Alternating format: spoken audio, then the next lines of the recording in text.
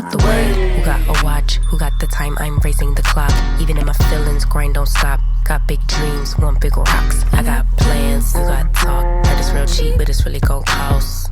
I'm trying to get these ends, build empires with my friends. I'm about handling my business. TV.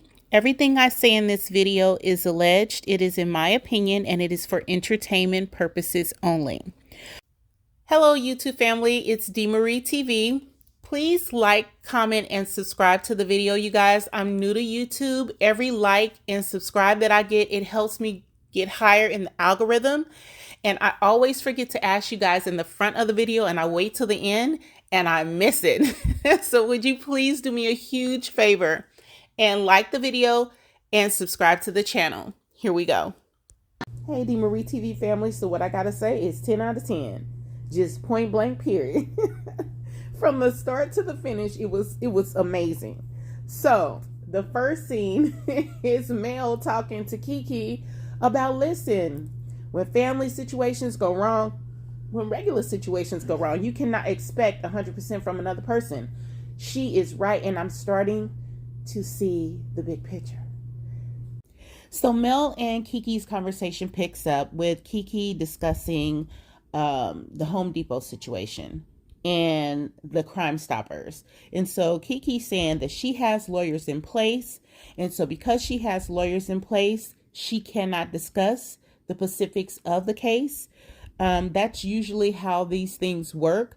I do think that Kiki, I feel like she says she's not relapsed. I hope that's true. I hate that everybody kind of has to question it and it's up in the air, but that kind of comes along with addiction, because relapsing is easy to do when you're stressed, when you're under pressure, you know, when things are not going right, it's easy to relapse. So not only could she have relapsed before, but if she wasn't relapsed before, the pressure of this situation in itself could force her to relapse again.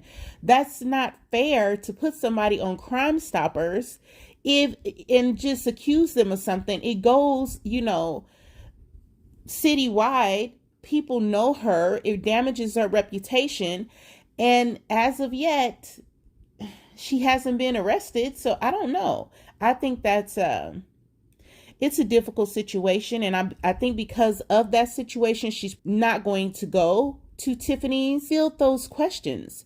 She doesn't want to talk to the women and be questioned and interrogated about what happened on Crime Stoppers in that setting. That's not the proper setting for that, but we know these women do not have boundaries. They will have a conversation and an argument anywhere, hence the spa scene.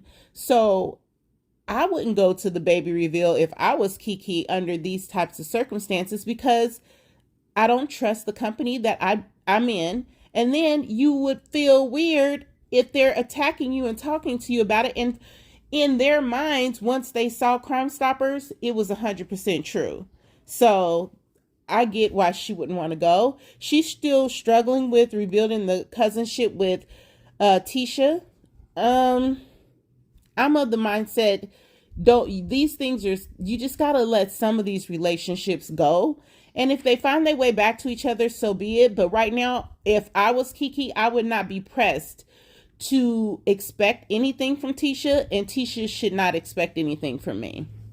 So Tisha goes to the home renovation that Marceau is completing for their house, and she brings him some smoothies, and they're talking. So Tisha brings up the lawsuit that they had with Zen Garden. Now, this past week, they were in court for the Zen Garden lawsuit. Marceau mentions on the show that anytime in construction, when you sue someone, they countersuits. There's a lot out here in these YouTube streets about this lawsuit that they have with Zen Garden. It's some really, people have done a very deep dive into that. I know Here for the Hot Tea has done it. And she mentions someone else on her show who has done it. You guys go take a look at those videos, because they have done very deep dives into this thing. I'm not going to do that because it's done. But what I will say is this: not all the time that someone sues in construction, someone countersues. They countersue if they have a legitimate reason to countersue. But the overview of this is Marceau is a big front. He hires a bunch of people to do projects and he gets paid and he's supposed to pay the people. But one of the accusations is he was getting paid to pay the people and he didn't do it. They were also making mistakes, building things at the wrong height. There's issues with unfinished work. It's all kind of stuff that is happening. And so this is a very big deal that I feel like in this scene they're trying to minimize. Okay? They're trying to minimize what is really happening. They want to put it out there like, oh, we're talking about our stuff. We are putting our real life out here. It's a part of our storyline. We're talking about us and we're putting it out here, because they do flip to when Carlos asked them about that. So they probably know it's coming again. So they're going to address it, but they are not going into it as thoroughly as, of course, it's been delved into on the YouTube streets. So go check out the videos and things that are about this lawsuit with Scotens and Garden. It's very interesting. Very interesting. Then they go into a discussion about the furniture budget. Tisha's wanting to buy furniture for the new house. They talk about their alliances. Tisha's supposed to get $5,000 a month. He gets $3,500 a month to do what they want with it. He wrapped his car. And so Tisha's upset that she feels like he's spending the money on car wraps when they need to be buying furniture. And now he's trying to budget her to death. I find this whole conversation to be somewhat childish. They're talking about allowances and, you know, how much, who gets what. And then Tisha's coming to him, asking him about a furniture budget. Now, listen, I'm all for budgeting your things for your household and sticking to a strict budget. I get it. However, when it comes to furniture, if it's something I want, I'm going to get it. I'm a grown woman. I make my own money. And if I want to get something, I'm going to get it. It just seems very weird that their dynamic seems very weird to me. Maybe it's just because I don't know why Tisha always approaches him like she's some little kid needing permission to do stuff. It's bizarre. You know, if you want to purchase furniture for your house, you pick out the furniture you want, then come to him and say, this is what this is going to cost, and this is how we're going to do it. If you're a businesswoman and you do all the books and everything for your $17 million company, why on earth are you taking your ass over here looking at Marceau like you? It's bizarre to me. This is not the way.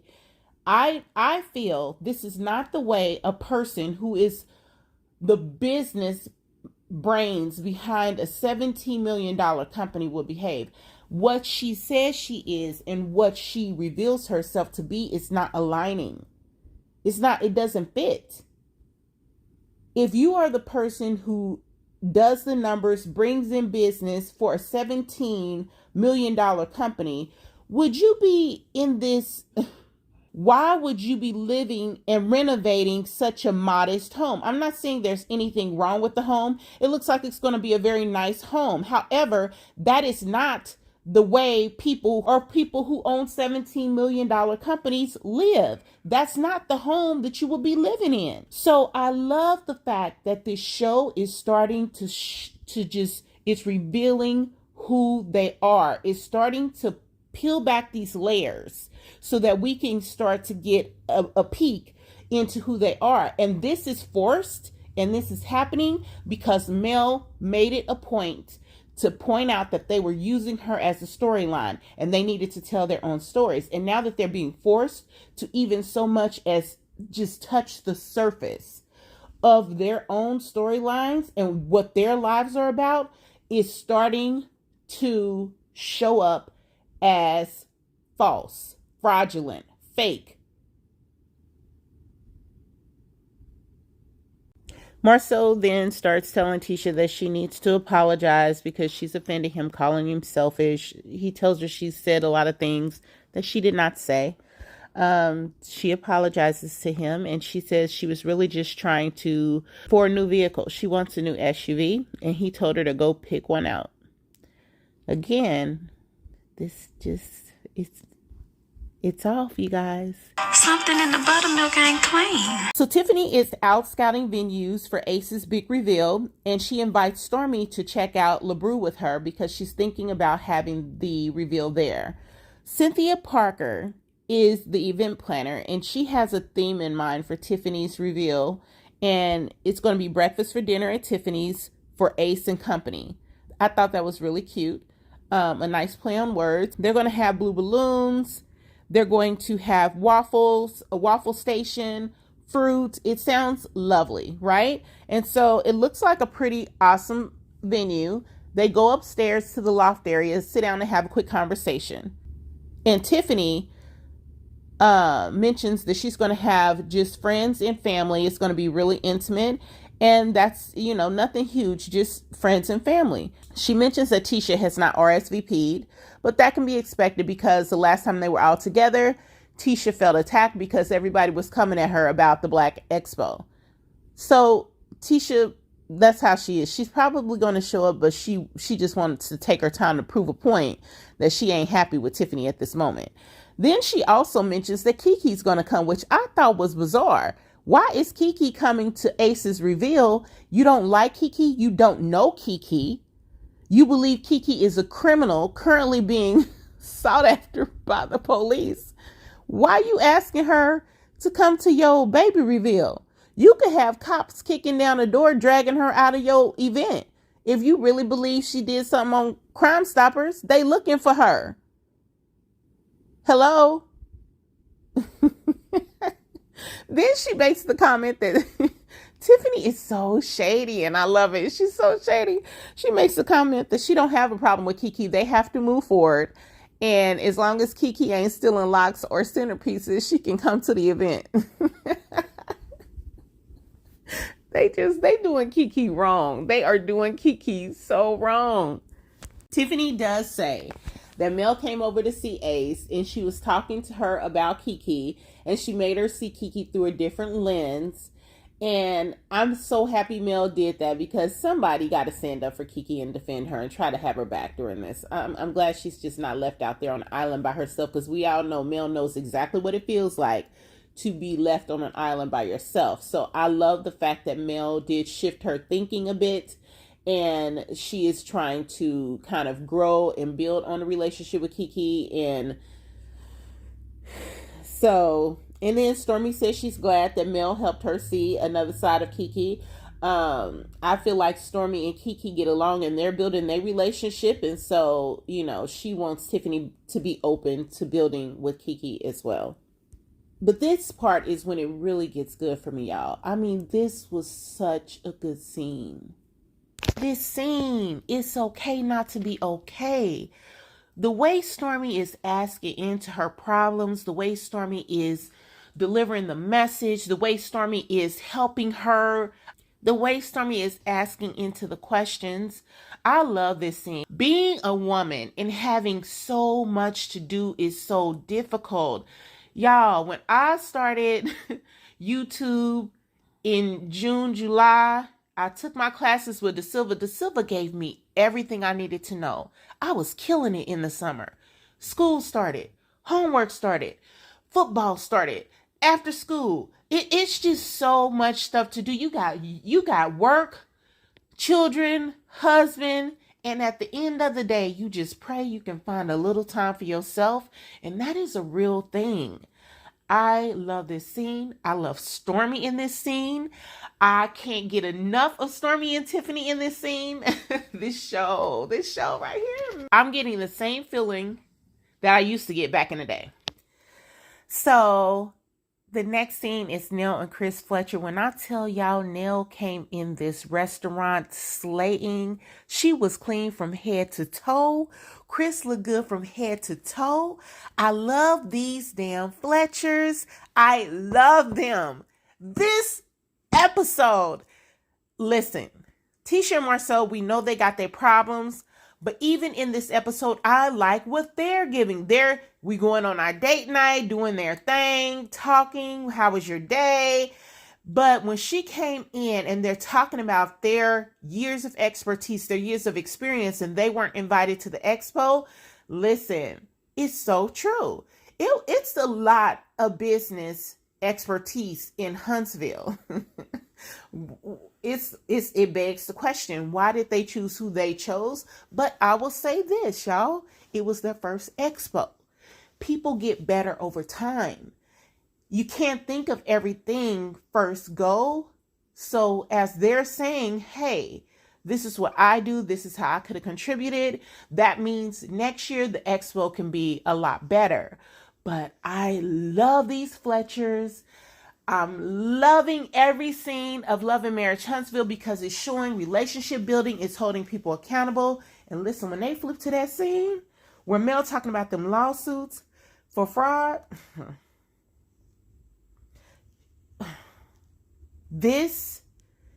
if this stays on track the way it is, honey, we back at one. We back at one.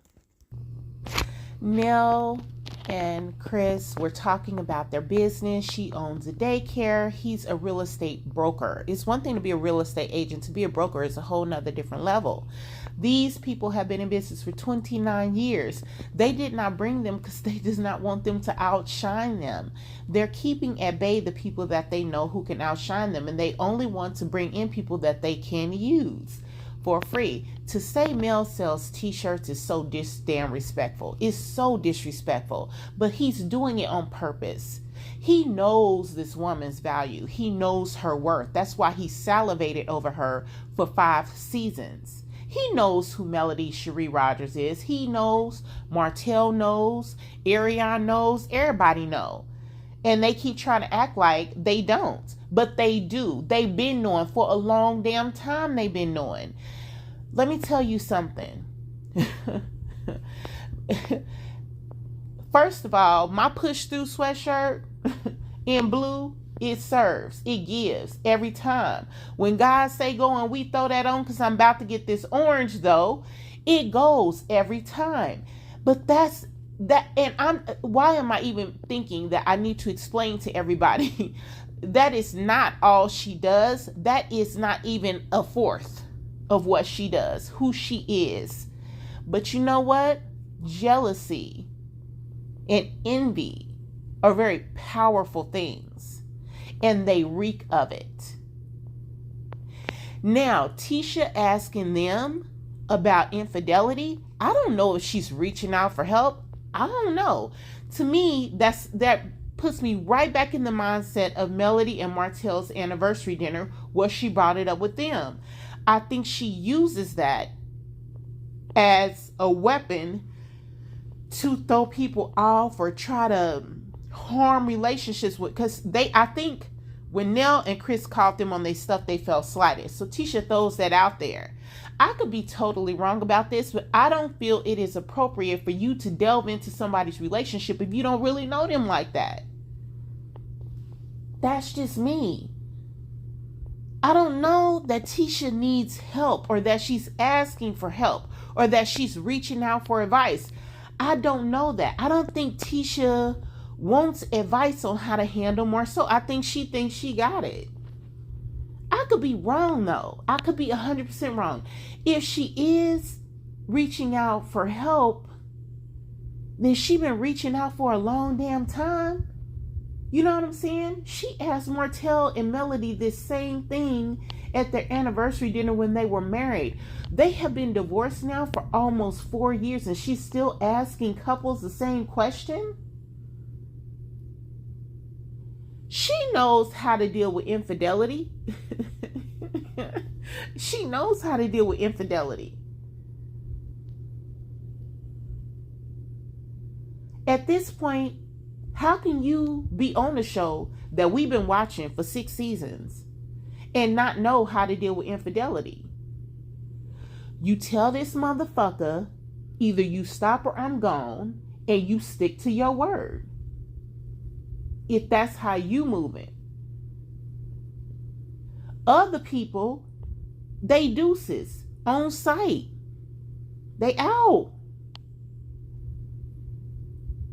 But everybody ain't like that either. That's how you deal with infidelity. You can do one or two things. You can leave. Boom, done. Or if you value the relationship enough, you can give them an ultimatum. And it's a hard stop ultimatum. Either you stop or I'm out. If you choose to work through it. You go to counseling, because a person who cheats has to understand, I value my family more than I value my mistresses, these hoes, what's out in the street. And they have to make a choice. They have to rewire their brain to choose family over hoes. And that's not an easy thing if you are a Marceau and a Martel, because their brains are wired a certain way. They view value and satisfaction through cheating. There's certain things that they get from their mistresses, and there's certain things they get from their wife. Asking them to stop cheating is taking away a portion of their joy, satisfaction, happiness, what makes them feel whole as a man. That is extensive rewiring of your brain. You have to train yourself to be whole and happy and let go of something that gave you pleasure. Pleasure is a very powerful thing. Now, if you choose to go through all that with this man and stick it out, great. People have to just make choices. And whatever Tisha's going through, Tisha's going to have to go through. But I just don't think Tisha's going through something like this with Marceau. I think Tisha knows who Marceau is, and I think she's okay with it. I think her asking into powerful couples' marriages is a behavior that we've seen her exhibit before when she was at the anniversary dinner with Mel and Martell. When you show the Scots your power, they come for you because they are threatened. And it's like you drew a line in the sand. Tisha is yielding that same nasty girl shit that she did against Mel and Martell. And he says, where are the Holts now? The Holts are nowhere. The Holts are dissolved. The Holts are done. But where is Melody now? Melody is the person y'all was trying to get at y'all expo, and she said no thank you because y'all were honestly beneath her. She's on a whole nother level. She's doing other things. She has TV networks. She has a production company. She has a skincare line that, let me tell you something, got my skin so right. My lips stay smooth. That strawberry scrub though. But what you missing is the clothing we're buying from her is not about t-shirts. It's about messaging. It is about unity. It is about support. It is about women. It is about a community. Push through. God said go. We are buying the shirts not because we like the quality of and the texture of the clothing. We are investing in this woman's brand. She is a walking, living, breathing brand. That's why we buy her stuff, because we love her. You know how many t-shirts you can buy in the world? How many hoodies? It feels a little bit different when you sliding on purpose, when you sliding on something that you buy into, when you put messaging on your body and you a walking billboard. When I'm in Bath and Body Works and I got on a millimeter shirt and somebody I don't even know hit my arm, go, girl, listen, you don't even have to say nothing. This is the thing. You don't even have to, when they hit your arm, girl, when they do the girl and clench their hand and their head go back, we already know what it is. This ain't about no, this is not about t-shirts and clothing, and you will never be able to diminish her. Y'all keep trying. Nell and Chris, I've been saying from day one, I love this couple. I want to see more. Nell is giving. Okay, she's giving. Chris is giving. I love it. And I love that Tisha and Marceau, they're going to have two choices. They're going to have to come with it, or they're going to have to move over. I don't know why Tisha's approach to women is always, oh, how did you guys deal with infidelity? Girl, how are you dealing with infidelity? Because word on the street is you out there too. How are you dealing with it? And that's what somebody needs to ask her in response to her question. I'm dealing with it probably the same way you do. How are you dealing with it, sweetie? Great scene. Great scene. Great scene. Great. Not good. Not okay. Great. Scene is Tiffany walking into the baby reveal and they are not ready. I would be livid. I would not deal with that. Like, they were treating her as if, oh, just be quiet and stand over there. We got it. No, I have guests arriving. We had a set time for this to be together. It's unexcusable that they were this late and nothing was done when she walked in there, because it just, when someone is doing something like that, you have all this anticipation, you want everything to go right, and then to walk in and to see that, it just took the joy out of it for her. She literally had to start helping them prepare for the baby reveal, and that's not her job. So I thought that was crazy. Stormy comes in looking beautiful. I don't know who her new stylist is, but whoever it is, she's killing it. Tiffany looked beautiful. Nell comes in looking gorgeous as well. Melody came in a jogging suit, but you know, Mel ain't got nothing. She ain't trying to impress these people. Listen. She was like, listen, I'm here, okay? So they are talking about the expo. And Kimmy's starting to reveal that he even charged his brother. Marceau charged his brother, who spoke at the expo and put up a booth and worked. How are you charging people that are working for you at an expo? This is crazy to me. Like, for real. These, if you guys are like on a board and you guys are the brain trust of the expo and they pulled from you ideas on how to make the expo good, you shouldn't be charged for the expo. No, not the people who helped you put it together. No, it's weird. But anyway, so they're talking about, you know, the payment to the expo. Mel walks in and Stormy did not speak.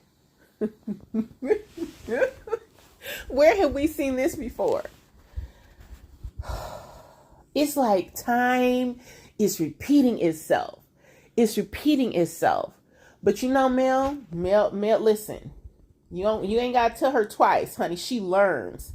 You cannot speak, but that's not going to stop me from speaking to you. Mel came right back. What happened at the expo? And Stormy started talking. Sometimes you can't reciprocate people's behavior when it's messy. You just got to let them do them, but you continue to be you, and you just pull them right on out of that. I loved it. I loved how she just dismissed it and kept going. Because Mel knows these feelings and these problems are not real. They're not due to anything that she's done to somebody. So whatever's going on with these people is them. And the only problem that any of them have really had is they can't have enough of her in their life. So girl, she's just like, girl, you ain't gonna speak to me. That's fine. Because everybody's mad because why didn't you call me? Or why can't we hang out? Or why? That's not because they don't want to talk to her. They're mad because they don't get to talk to her enough. So she just got, girl, what happened at the expo? And Stormy had to come right on up out of it. Like that. Just easy. Easy peasy. Because she has no reason to be mad at her. None. This Mel has done nothing to nobody except not give them enough of her time, according to them, and what they think her time should be. But girl, look at this woman's resume. She don't have time to hang out with y'all and call y'all and do all that stuff with y'all be wanting to do. She ain't got that. She booked and busy. Okay? She making movies. She's modeling. She's working with Jay Bolin on, clothing, and she's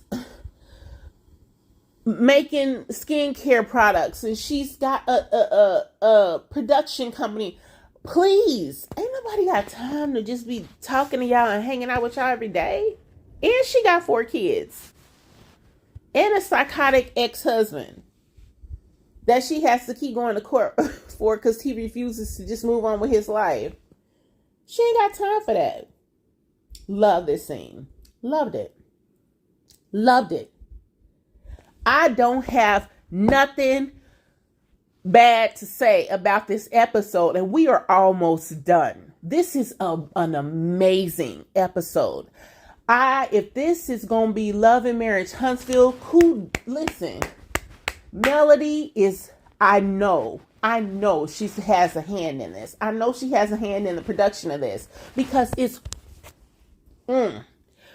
listen, this right here is what we've been waiting on. This is what we've been talking about, fussing about. This is it. I am a happy viewer right now. I am. And let me tell you something. These numbers about to go through the roof, honey, because this show right here is giving. It's giving just what she said it is. In her interview, she said this is going to take y'all back to the first episode, how it all started. And she's 100% right. It is that good. Get out the way. Who got a watch? Who got the time? I'm raising the clock. Even in my feelings, grind don't stop. Got big dreams.